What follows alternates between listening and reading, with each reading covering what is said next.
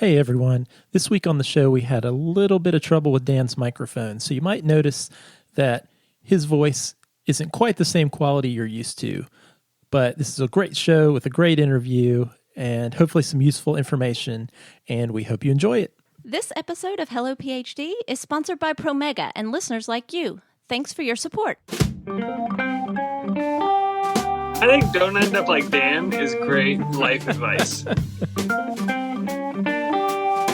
I can specifically remember one conversation where I was told, you could be a faculty member. And in that moment, I remember then having the confidence to say, but I don't want to. Welcome to Hello PhD, a podcast for scientists and the people who love them. This week, we talk with a psychologist about how to match your unique personality traits to a career you'll love. Stay with us.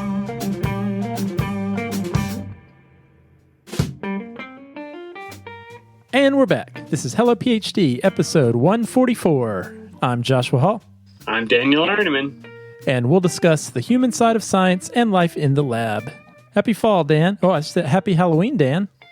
We are quickly approaching Halloween. I'm not sure how happy it's going to be during a pandemic, but we're going to make the best of it. What are you doing with the kids? I think a holiday where you're supposed to wear masks is probably a good thing for a pandemic.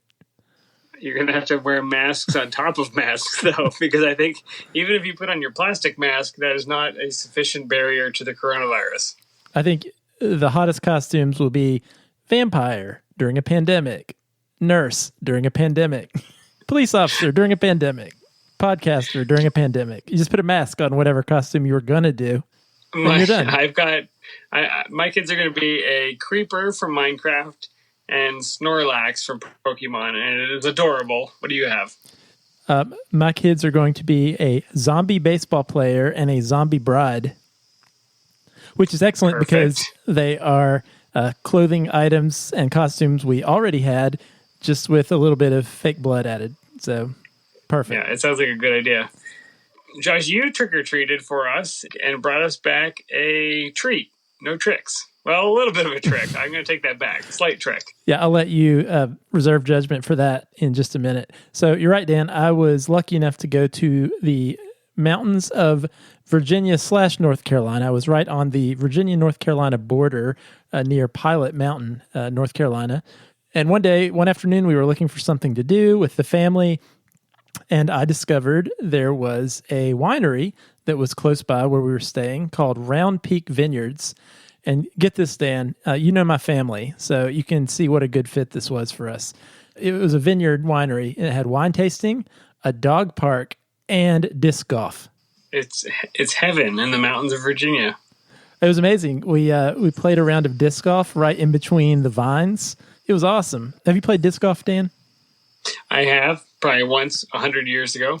Well, what was cool, so you're familiar with what I'm familiar with the concept of it, yes. And you're familiar with the disc golf baskets look like. You've got the chains and the little baskets. So the baskets, the basket portion was actually a wine barrel that was cut in half. How cool is that? So you're actually throwing into these wine barrels. Right on theme. And did they serve you while you were playing?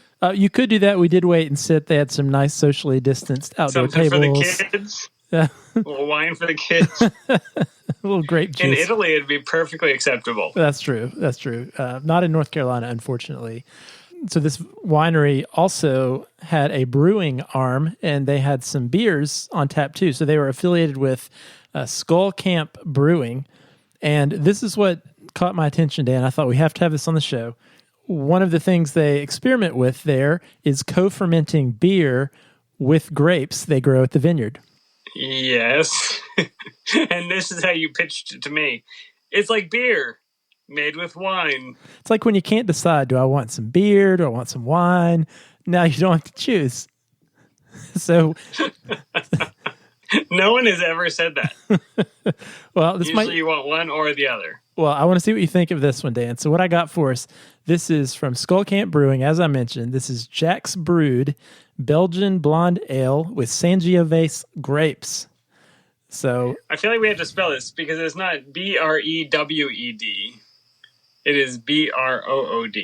The brood, the group of children belonging to Jack. Jack's Brood. Jack's Brood. Like boo, but brewed. Yeah. Exactly. Yeah. So I was skeptical. I have to say I was skeptical. But it tastes like a combination of wine and beer. It is bizarre, but it is precisely what it tastes like. And it's actually not terrible. Like I'm perfectly happy drinking this. You know, it probably most aligns for me taste-wise with a cider. Because ciders have a little bit of the sweetness, a little bit of sometimes ciders are brewed with hops. So you have that combination of flavors. That's what it tastes like to me. Because it's a little bit bubbly, but it's wine. I don't know. Closest to a cider. If you're a cider lover, I think you're going to like this. Well, and I will say they do at different points in the year have different types of beer brewed with different types of grapes. And I think the Belgian ale with the Sangiovese grapes is probably going to be the least offensive. A Sangiovese grape is known for high acidity, but also light body. So it's not going to overpower the beer. A porter Merlot blend might be a different IPA story. Muscadine. But I find that I'm not a big cider fan. Actually, I usually find ciders, even the drier ones, to be a little too sweet for my taste. But this is not bad. This is quaffable. Well, it is unique, and we do strive to do during the IPA free fall, which we are in the middle of. We try to pick ethanols that don't fit our standard profile, and you succeeded, and it's not terrible. So I'm really excited. And this is not a zero. What is it? Michelob Zero or Bud Light Zero? What is it you're trying to give us? No, this is the real deal. This is a 7.1% ABV, 21 IBUs. But if you can't find the Skull Camp, I think you could potentially recreate this if you found your own blonde ale and a glass of white wine and you mixed them together. Try it. Let us know what you think. Never try that. Pro tip. Halloween punch. All right, Josh. Well, let's move on with the show. All right, Dan. So mixing beer and wine wasn't as bad as we thought, but you know what would be bad? Tell me. Mixing your cell lines.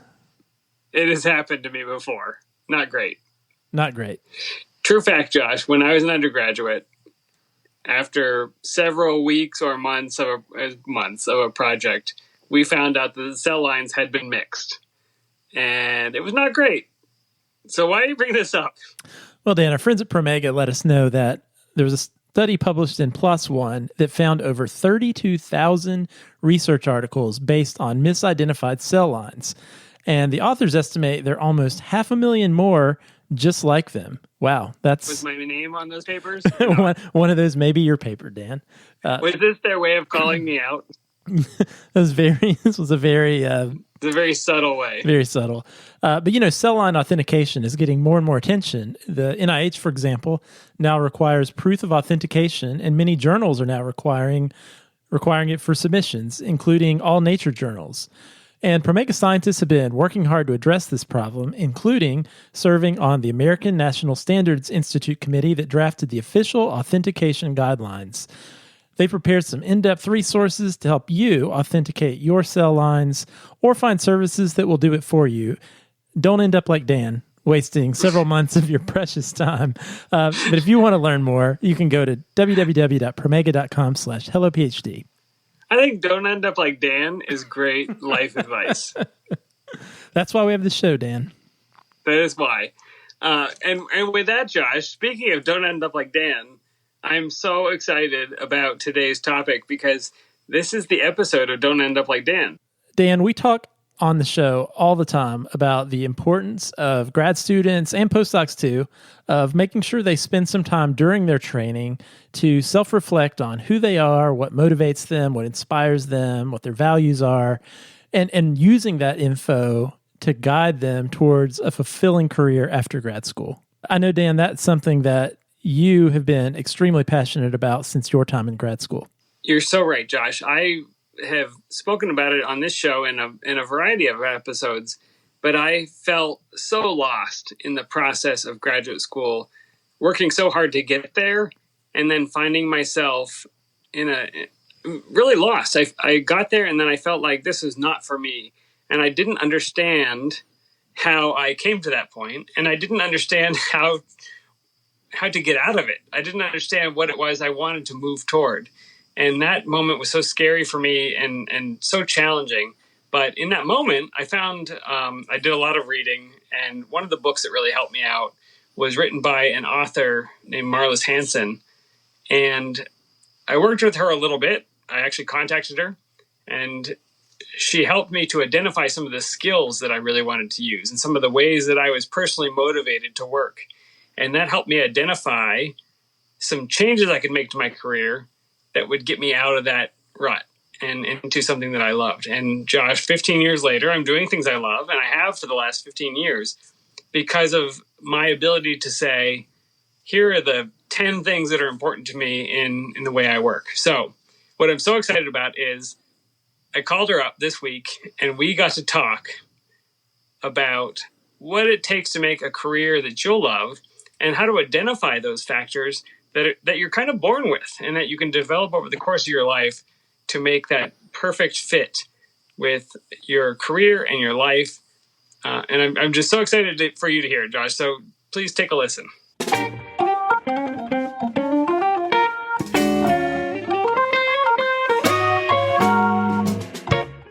My name is Marlys Hanson. I have my own consulting company called Marlys Hanson Incorporated, and we do primarily management development, assessment, and career development. Wonderful, and I'm so delighted to have you on the show. You're a person I've wanted to talk to for the podcast for a number of years. Some of our listeners will know a little bit about my history and finding myself kind of in grad school. I was a fourth-year graduate student when you and I first spoke. I was totally miserable, totally depressed. I felt stuck on a career path that didn't fit. And I really wondered whether I would ever find work that made me happy. And I had done all of the reading. I read every career book on the shelf. I went to University Career Services. I took every psychometric test. And I just felt like nothing told me what I wanted to know, which was, what kind of work would I enjoy? And you and I got connected through your book, Passion and Purpose, How to Identify and Leverage the Powerful Patterns That Shape Your Work Life. And you helped me understand my motivated abilities, and that's what we're going to talk about today. So I think you're going to take our listeners through some of your work and what this means. But just by way of introduction, how did I end up as a graduate student with many, many years of training and much focus to get into graduate school to become a scientist? How did I and other people like me, why is it so hard for us to make accurate predictions about our own career direction? Well, it's an interesting kind of phenomena that I think we have learned a good bit about.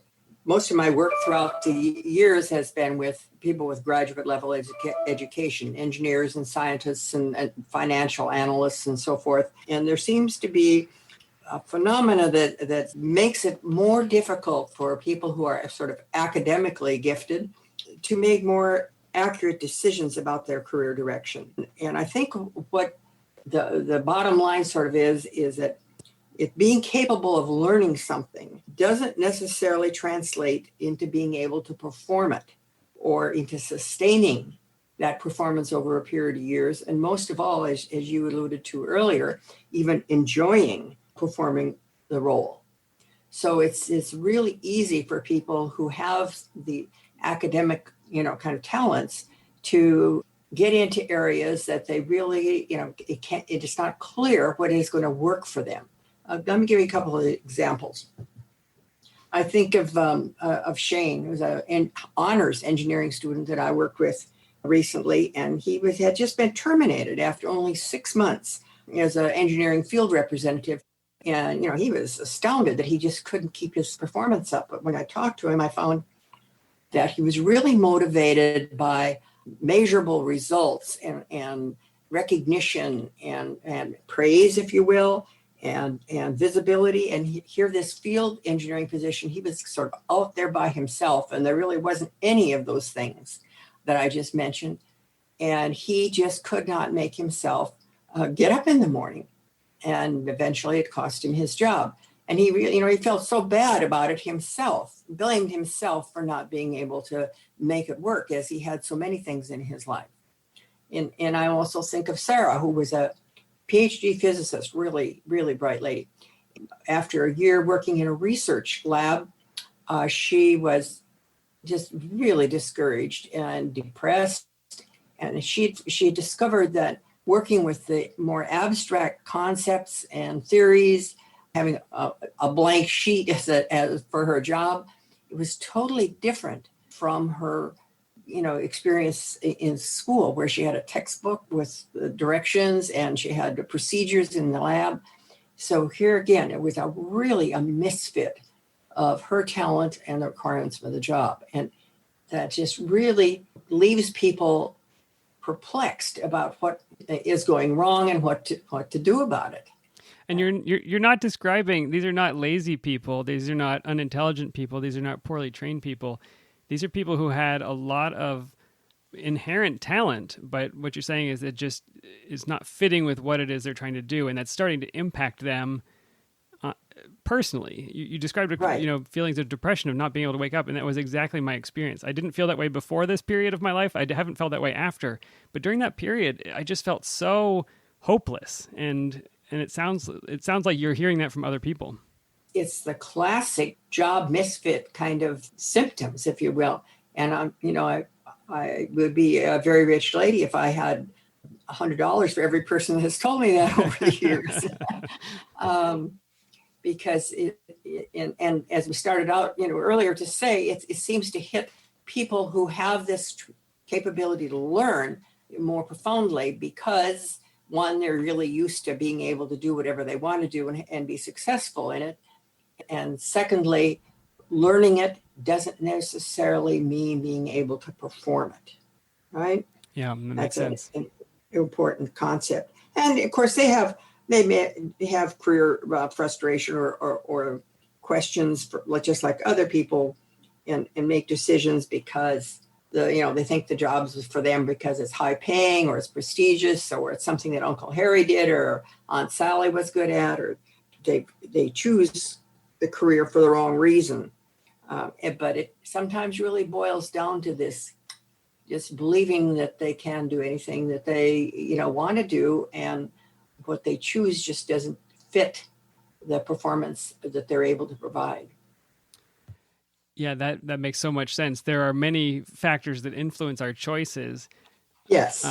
And what you write about and what you've worked on is some other factors that we should look at and probably that are more important to choosing a career that has a good fit. So what are those critical factors if we want to make an informed career decision? Well, the bottom line really is that the individual must really understand what it is that he or she is motivated to do. And I use that word motivated to precisely address actions that a person really enjoys doing and feels they do really well. So those are the criteria that help us to understand, what it is we're really motivated to do. And it seems like a fairly simple explanation, but it's really a fairly complicated concept. And it is a concept that is generally not understood in our society. And I think that's, it's a really big factor here, because most of us are taught that we can do anything we want to do if we work hard enough.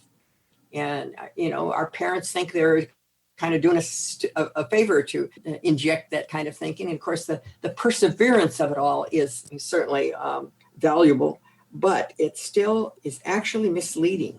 And it gets us into all kinds of career misfits.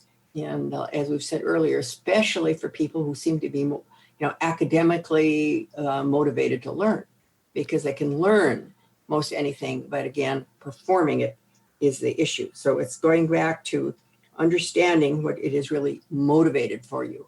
Well, and I think that's so important. And the two parts of what you said, something you enjoy doing and that you're good at. Because I think what you're describing is, if I worked really hard, I might be able to get good at something, but I may be miserable doing it. So can you break that down a little bit, what makes a motivated ability?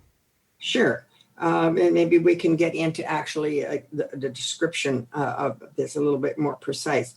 There are certain themes that reoccur in events or achievements that you select as being things that you've enjoyed doing and you do well. If we look at the descriptions of those achievements, we see these themes appearing, and they seem to appear very early in one's life, and surprisingly remain pretty constant throughout one's life. It takes a pretty traumatic experience to change really the nature of what a person is motivated to do. They endure in your behavior patterns, sort of like a trunk on a tree. And the aspects of your motivations, what it is you do well and enjoy doing, they kind of are explained by 5 different categories that form what we call your motivational pattern. And this, of course, is the heart of this assessment that we're using. It's called the System for Identifying Motivated Abilities, SEMA for short. And it's just so important to understand this pattern or this design that you have, because it profoundly impacts your productivity and your self-esteem and your relationships in your life, and just the whole package. It's just really important to find something that you are a good fit for in terms of performing, so that you are able to engage and utilize this important aspect of your behavior.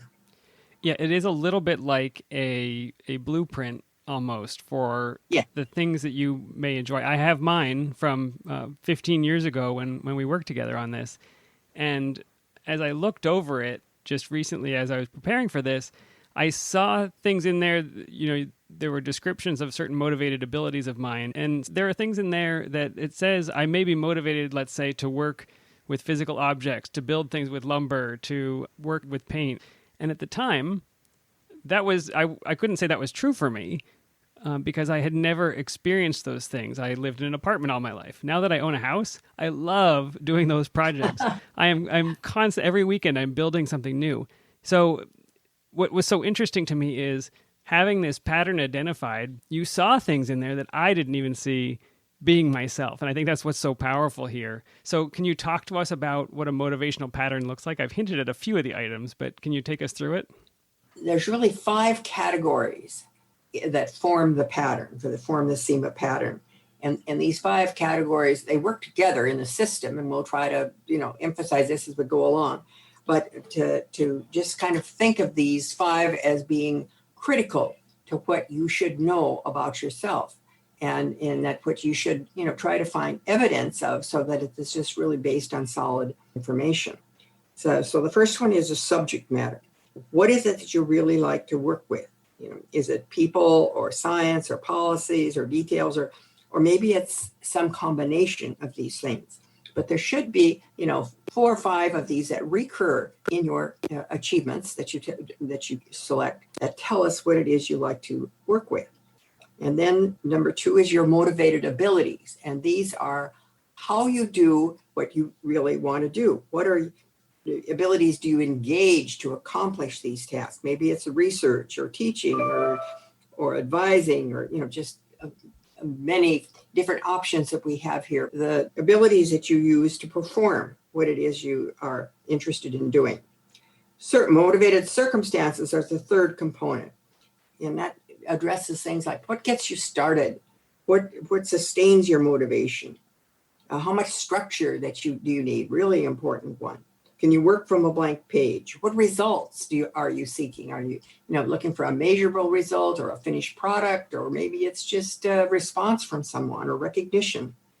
Are you creative, and how do you handle routine? I mean, there's just all kinds of questions that a person should be able to understand about themselves that define the environment or circumstances that you want to work in, that you'll be most motivated. Then number 4 is your operating relationship, how you prefer to relate to others in your work. Do you like to work alone or in a team, or maybe you're a moving force, or maybe you just like to kick things off and be a spearheader. Maybe you want to oversee or direct others in the performance of these achievements. So again, very important component of your motivation. Then lastly, what is it that you're really seeking from your efforts?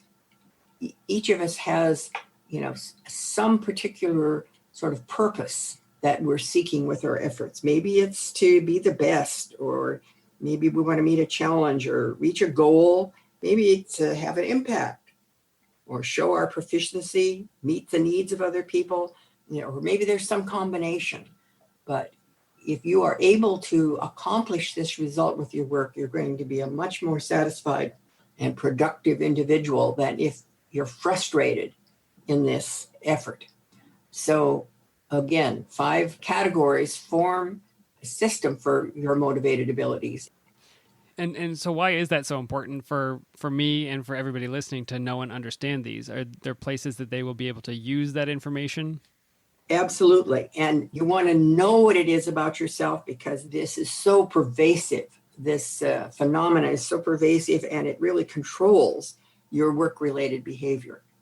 It's not just some casual piece of information that you put on a shelf someplace, because it's operational every day of your life. And you need to understand how it really controls our behavior. And again, there are some characteristics, I think, that are really important to recognize about the motivation. First of all, it's innate. And by innate, I mean you really come into this world with some combination of these motivations that form your particular, and we call it, for not lack of a better word, your design. It's kind of like a snowflake, that each of us have this special combination of motivations that work together to form this pattern for us. And this pattern remains, as we said earlier, pretty constant throughout your life. But it isn't that it's real static. In matter of fact, your best chances of learning and developing is to understand and develop the motivations within this pattern. So it's like building on your strengths rather than fixing your limitation. No, it's so true. And I, when I first worked with you, I did not have children then. I have children now. And it is incredible to me how different my 2 boys are. You could set them both down with a stack of Lego, and one will build incredible structures and just love it, and the other one will take the characters and talk to them and make up stories, and they might climb the structure his brother made, but that's not what he's motivated by. And I think to myself, well, genetically they're very similar to each other, and they're very similar to my wife and I, obviously, but they are so different in how they approach the world, and I just see that continue to develop as they grow. That's just such a relevant story, Daniel. And I think it's so much fun in raising children, and in looking at different ways students in class approach tasks. And once you understand this phenomena of a motivation, it's so much fun to see it expressed, because you recognize it so much more readily. You know what's going on. And for parents, I think it's just especially important to be able to encourage children, to do what really is fun for them, and develop that area, and not try to get them to become something else that you would have, maybe you would like to force them to behave like me, or to go into a career that maybe I liked, or to put them in after school programs about things that I care about, versus watching what they are drawn to and nurturing them in that growth. It's little free parenting advice today for everybody listening. It should be required for all parenting classes, I think, to explore this. So we know it's innate. We know it's enduring. I mean, it's going to last. It's going to last a lifetime. It takes a lot to change it, and you don't want to change it. You want to develop this pattern that is uniquely yours. It's irresistible. That means, regardless of the environment or the circumstance, your motivations they're going to be expressed somewhere in your life. If you can't do what you're really motivated to do on your job, you'll probably find some avocational or after hours way of finding something to do that fits with that. It's powerful in that sense, as you really can't ignore it. Yeah, my example here is in my profile, there is a building and developing component, and a tweaking things, trying to make them better, improving a process. And that got me into so much trouble when I worked in a lab, because the goal is to complete the experiment precisely as it is written out every single time. And if you do it 50 times, you do it 50 times the same way. But irresistibly, I would want to, I could probably do this a little more efficiently if I just did it this way. and the experiment wouldn't work and I'd be frustrated. But like you say, it comes out. You cannot stop yourself from expressing it. That's an excellent example. That it really the power that this has in expressing itself is just really phenomenal, and we need to pay attention to it. You choose to make it a positive or a negative expression, but it will be expressed. That's right. That's a good way of putting it. And it's insatiable, meaning you never really get tired of doing it. Once you put your finger on what is really motivating, you're going to really appreciate knowing, that you can count on it and that it just kind of never goes away. For me, it's like teaching. When I was a kid, I drove my siblings not playing school, and some of them were more, fatigued with that than the others. But, it's been a lifetime of some kind of teaching. And, here I am on Zoom. Who'd ever thought of that? That's right. It continues. Yeah, it continues. Yeah, that is so important. Can you talk a little bit about some of the common poor job fit issues that people might experience, beyond some of the emotional impact, the distress for the person? This manifest, if you don't know your profile or if you're working against it, how does that show up in your work? Because I don't think everybody is where I was in terms of just totally in a misfit place in their career, but there are probably other subtler hints that you're in a misfit position. Yes, and many of us learn to tolerate or in some way manage those misfit situations that can be fairly successful once you know what's going on, right? So and you're kind of able to move beyond the blame stage and move into the strategy stage. But some of the poor fit situations that are particularly common is when the amount of direction that is provided by the supervisor doesn't match the needs of the employee. Now, some people, want clear directions and the details, yet other people really want to be left alone to perform their work. And this mismatch with the supervisor, and either one of them can be, one way or the other, but it's the mismatch that really can become an issue if it's not recognized and addressed. And once you understand it, then you can sit down and work out some kind of a, negotiation for just how much each, needs and hand can offer. But until that happens, sometimes it turns into blaming, poor relationship or favoritism or you name it, Yeah, this one will ring very clear for people working in labs with the principal investigator of the lab and the students and the postdocs. Managerial issues arise all the time. And a lot of that is because you're not trained to be a manager when you become a principal investigator. But I hear a lot of this from our listeners, that this person is watching me like a hawk and I can't get my work done. Or the other side, they're always away and I need more direction. And so there's a spectrum of mismatch there.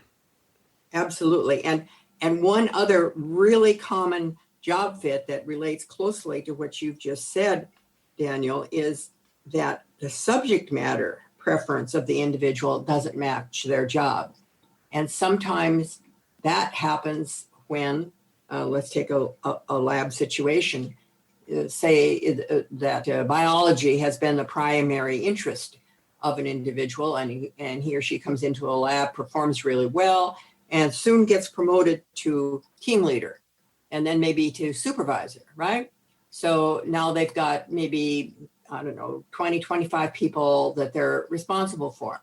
And so their daily work becomes not the research on biological issues that they're interested in, but it becomes managing the performance of others, right? And yes, doing performance appraisals and logistics and answering employee complaints and dealing with management above you. And all of a sudden, the individual may say, what's going on here? I don't even get to do any of my work that I'm really interested in anymore, right? Yes, absolutely. And tragically, the people who would have loved the people management and the budget management and all of those things never make it to that level because they were probably less successful in the career steps that you needed to get there. So it is broken up and down. Right. And this is probably the classic career issue for professional individuals, whether it's in, your financial analysis or a teacher in a school, the good teachers, they tap them and say, you should get into administration, right? Yes. and unfortunately, our pay scales and our promotional structures have reinforced this error in thinking, right?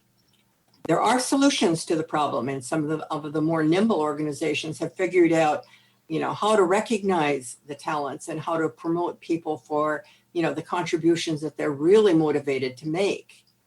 And, keep the good researchers doing research, but reward them, career-wise and salary-wise. Well, we're going to have you back for a follow-up episode, because that sounds like an entire discussion right by itself. It is. And it's a really important application of this, understanding motivational patterns. Really important application. We've talked a little bit about people who are really, really motivated by recognition. And maybe they move into a team situation where their efforts are very blended with other folks, and there's just little or no opportunity for individual recognition. And that's a powerful demotivator.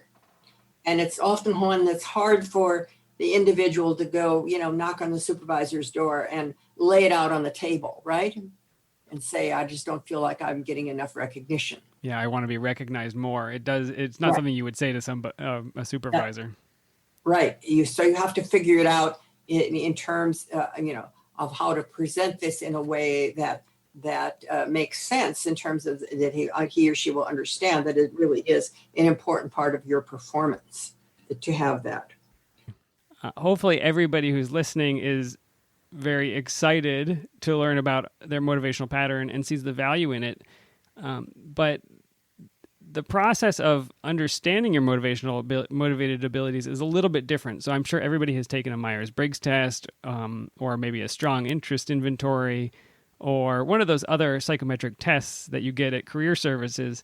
This is different than that. And I think that difference is what makes it powerful. Can you tell me how you develop a motivational pattern for somebody that you work with? But what we work with in identifying the pattern is the life work achievements that you select as being something that you have enjoyed doing and felt you've done well. And we ask you to go back, early in your life, as you could recall. Often it's pre-kindergarten that an individual will come up with, something that they remember. It doesn't have to be, Nobel Prize quality, as we always say. But if you can just go through your life and think of life work achievements that you really enjoyed doing and felt you did well, and just build a chronology. Think of grade school, junior high, high school, blah, blah, blah, all down the line. Come up with this list. And then from the list, select 8 achievements that you feel are really best illustrate what you find as enjoyable and that you feel you did well. So you select those achievements, and then you describe those in detail. And by detail, I mean you tell how you got started, how you knew what to do, what was it that you did, were there any particular resources that you required, what else was going on, and just a whole host of questions that are listed in your assessment form, and to provide the really good detail about these 8 achievements that you've selected. Then, for most people, we like to interview them too. It gives us a chance to ask you questions about things that you may have overlooked, and to pursue the level of detail that really gives us, as an analyst, picture of you in action. So we can be sort of like a fly on the wall and be seeing how you were performing these particular tasks. And so then when we have all that data, all that detail, then it's our job as an analyst to look for the recurring themes. And these themes, they're illustrations of your behavior, and they are evidence. We like to use that word evidence. They're evidence of what it is that you really enjoy doing and do well. And we use that, put that evidence in the 5 different categories that I spoke to you about earlier: the subject matter, the abilities, the circumstances, how you relate to others, the result. And from all of this data, then we provide would compose your motivational pattern. And just to comment a little bit about the differences between this assessment and other assessments that you may have taken, and Daniel mentioned some of them. Most assessments, interest assessments, behavioral assessments that you take are what we call preference-based. And what that means is the results are compiled from the preferences that you make in choosing response to either multiple choice questions or maybe rating on a scale. But you are given the sort of the answer, a choice of the answers, which you then select. Now, these are easy to score. They can be done on a computer very easily, but they have a major, major flaw. And that is that most of the time, our preferences are biased. And what are they biased by? They're biased by what we think we should answer, maybe it's what we think we want to be, or what others want us to be, or how it might, impact whatever it is that we're trying to decide on. So our preferences are not clean evidence. They're so, impacted by our biases. And so their reliability and validity, if you go in and look at those scores for those kinds of preference-based instruments, they're not very high, and they're not very effective in making informed career decisions. And then by contrast, the system for identifying motivated abilities is an evidence-based assessment. And by that, I mean, the results are obtained by looking at the evidence that you have provided by virtue of describing your achievements. And we, again, look for the recurring themes in that evidence. So the validity and the reliability of this assessment is much higher because it moves away from the bias that's in the preference-based assessments and relies more on the evidence that's presented by the individual themselves. And let me just punctuate this, because I'm looking at my motivational pattern, and it says, it's very funny to me now. It says under people, it says there is no recurring evidence of motivation to work with people. And I have a little note in the sidebar, and I said, let's talk about this. I wonder if my stories were biased. I tend to be generally friendly. I really like making, friends. So if you had asked me on a preference-based assessment, do I like working with people? Of course I do, because I do like people.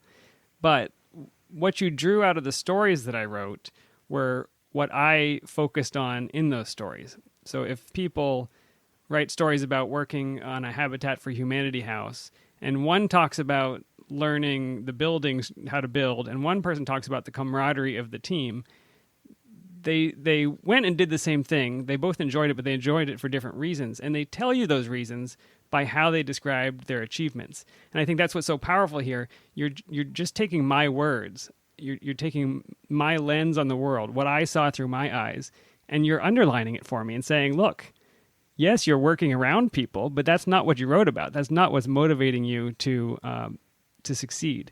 And so it's just so interesting to me that it can tell you things about yourself that maybe you weren't ready to admit. And I wasn't at this time, obviously, with the note I wrote. But I can look back now and say, yes, when I work, I want to be in a quiet space by myself working on a project that I have defined. And that's so powerful for me to be able to look back and see that I would have been nervous about that result if I had gotten it on a preference assessment. And that's a very good illustration. And, it's just surprising how many people do not, make that differentiation. I mean, just because you are not motivated to work with people doesn't mean that you are unfriendly or an ogre or antisocial or anything, right? Exactly. It just means that when you work, you have something else that you want to work with. And it's just so critical for people to understand that about themselves. How can people, first of all, how can they learn more? Tell them about where to find your book. And then if they want to work with you, how can they get in touch with you? Okay. Well, the book is, as Daniel has said, Passion and Purpose, how to identify and leverage the powerful patterns that shape your work and life. There are several books entitled Passion and Purpose now. There weren't when I published this in 2002, but it's become a popular phrase, I think. So you use my name with it, then you'll get the right one. And it's a Kindle book now. I am working on a new edition, so maybe we'll get that out one of these first days. But right now it's available on Kindle. I think it's like $10 or something like that. And that's a quick way to get a copy. I strongly encourage everybody to pick it up and read it. It has the steps that you would take to maybe begin this assessment on your own. You mentioned that it Yes. benefits from somebody professionally going through with you and highlighting some things. Again, things that maybe you wouldn't recognize about yourself. But you can pick up this book, understand what a motivational pattern is, and maybe start the steps of thinking through what some of your stories are that you want to tell, your achievements that you want to be able to describe. And then how would they get in touch to have a professional SEMA analysis done? The website is www.motivationalpattern, and that's singular, not patterns, but pattern, motivationalpattern.com. And it gives the whole background as well as how to get started. And you can contact me through that. My email address is mhanson, that's Hanson, 539 at AOL.com. And you can also shoot me a note. I do want to say, too, that this assessment was developed in 1963 by the late Dr. Arthur Miller. And Dr. Miller had trained a number of analysts, including myself, years ago. And we continue to train others and get others involved. But I always like to give credit to Dr. Miller for his, just really significant contribution to making more informed and accurate career life decisions.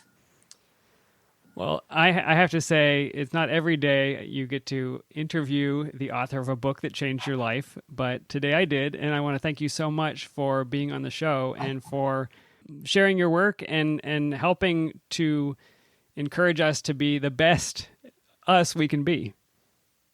Well, it's been a pleasure, Daniel. First of all, to hear that you have made such good use of understanding your pattern. So thank you very much for asking me. Dan, first of all, I want to say, I bet she was glad to hear from you again. I don't think she's been thinking a lot about me for 15 years, but I think it must be fun for her to hear from people that she's helped. And this, this many years after the fact, to know she identified things about me that I didn't know at the time and that I have recognized over the years. I mean, to me, it was just amazing to look back. I hadn't looked at those documents in quite a while, but there's something real about it, something very true. And it was just a delight to talk to somebody that had helped me so much.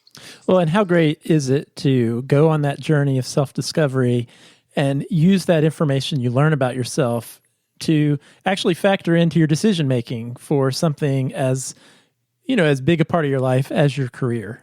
I think so many of us, we fail to do that, or we get the tunnel vision or this viewpoint of what we think we should be doing based on others' expectations or even our past selves' expectations. I know that was something that was really, really true to me. And listening, Dan, to your interview, it really harkened me back to my own experiences when I was a postdoc and having a real career crisis. I'd been on this path of thinking I wanted to be a faculty member for really my whole research career from undergrad to postdoc until suddenly that wasn't really what I wanted to do anymore. But like you mentioned, Dan, when you were in grad school, I think that's where I hit my critical moment where, okay, I think I don't want to do this, but if not this, what do I do? Have all these years just been for waste? Am I going to have to completely start from scratch? And honestly, it seems so crazy to think this now, but I think there was a part of me that really felt like, well, I've made my bed, I've got to lay in it. I guess I'll just suck it up and have this career that's completely unsatisfying to me for the rest of my life.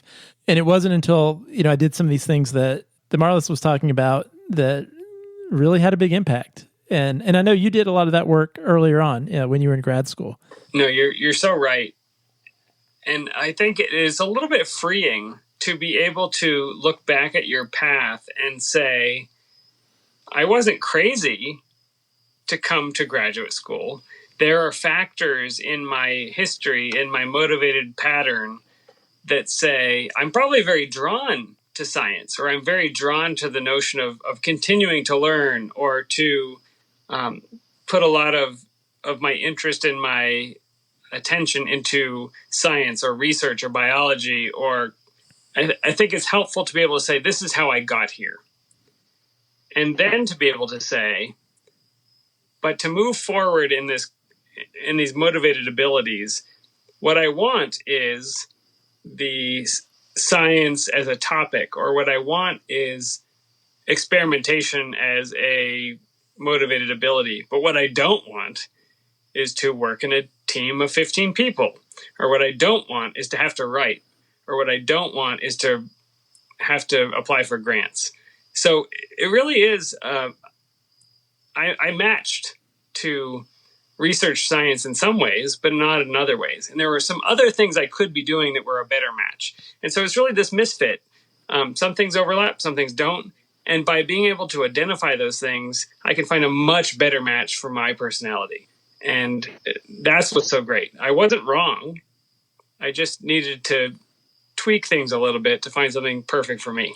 And I think that's where I hope that there is some movement and some change in academic science training, where there's a recognition or an increased appreciation for the fact that there are many paths and many motivations that lead people into research and lead people into graduate school. And also there are just as many, if not more, paths that lead out of grad school. There's so many different types of motivations you can have, and there are so many fulfilling careers you can move towards with that degree, with whatever it is you learned in graduate school, that really are a good fit for whoever you are and whatever motivates you. You know, I really love the sentiment and connected with one of the things that you all talked about, and one of the things she said, which is that just because you can learn something, or just because you can even do something well, that doesn't mean that it's a good fit for you.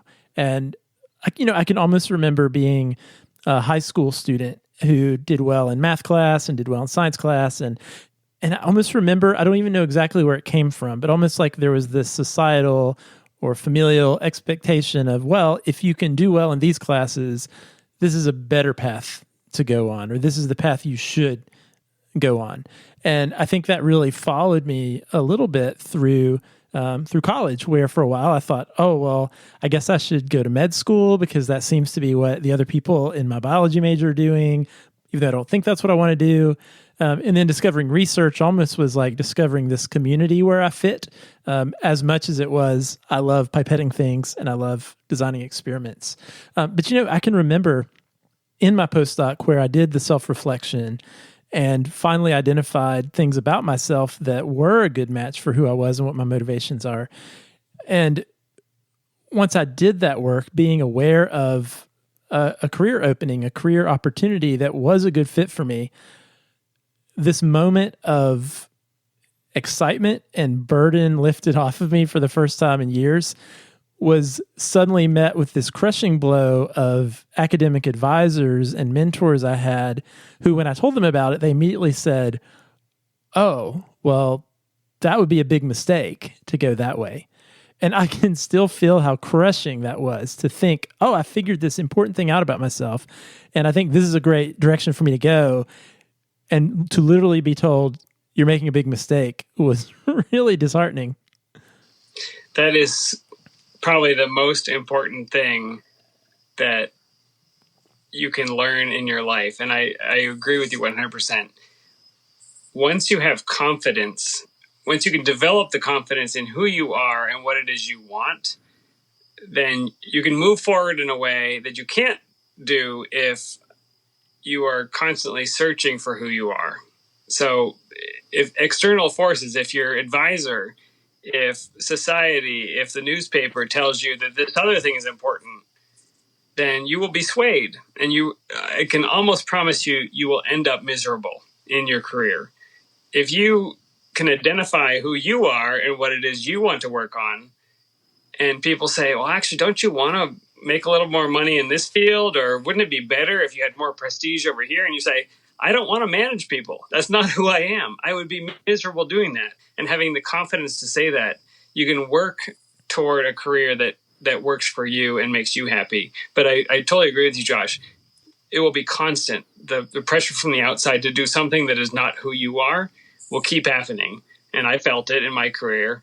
And we talked about it a little bit in the interview, but the ability to say, that's not who I am. And I know if I walk down that path, I'm going to be unhappy. And I won't walk down that path. Even if I give up all of these other things, it's just so important to identify this.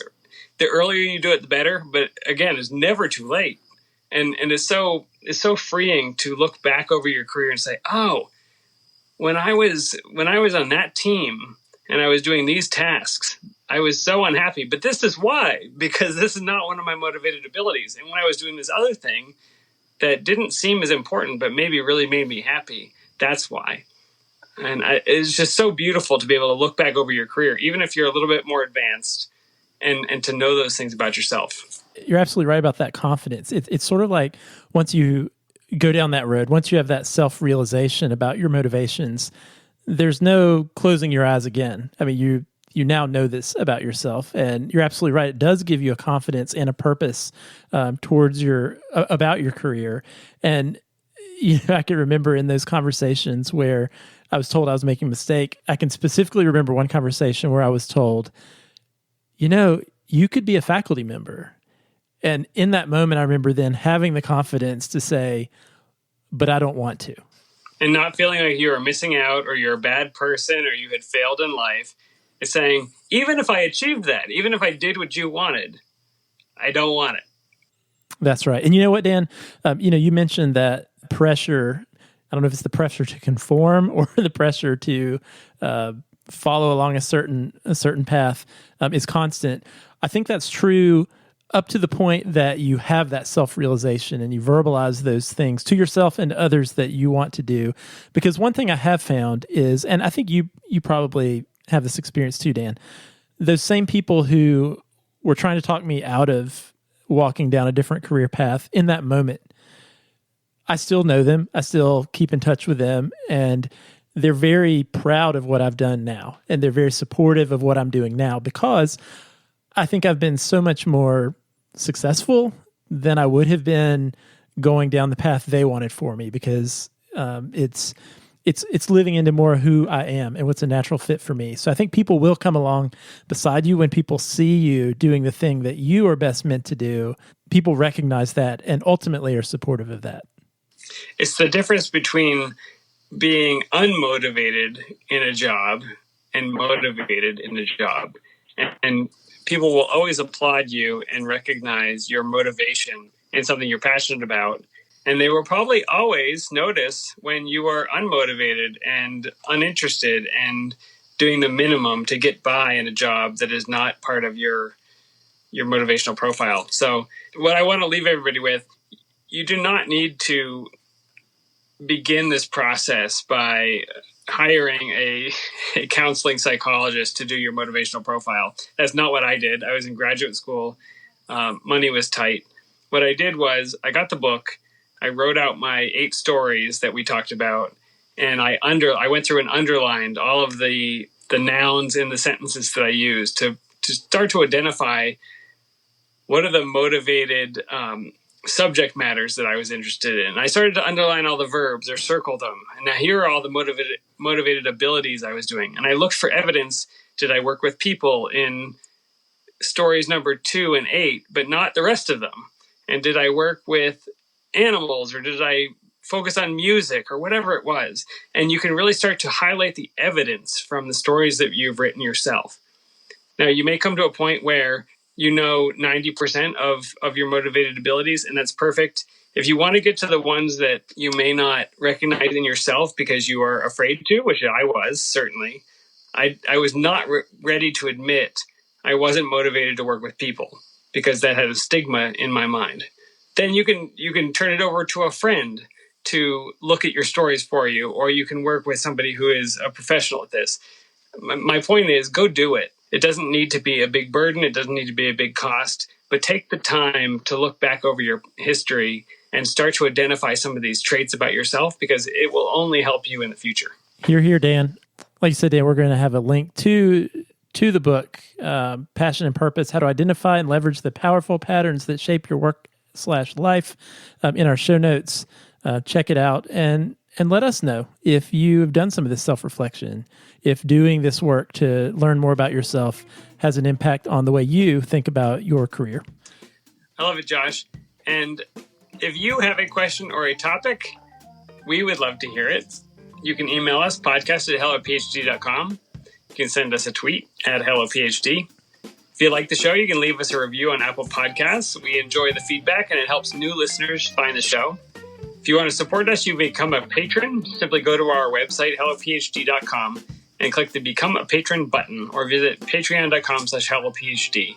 We would appreciate the beer/wine money. Maybe both at the same time. Yeah, thanks to the ongoing support from all of our patrons. Josh, thank you for walking with me on the trip down memory lane.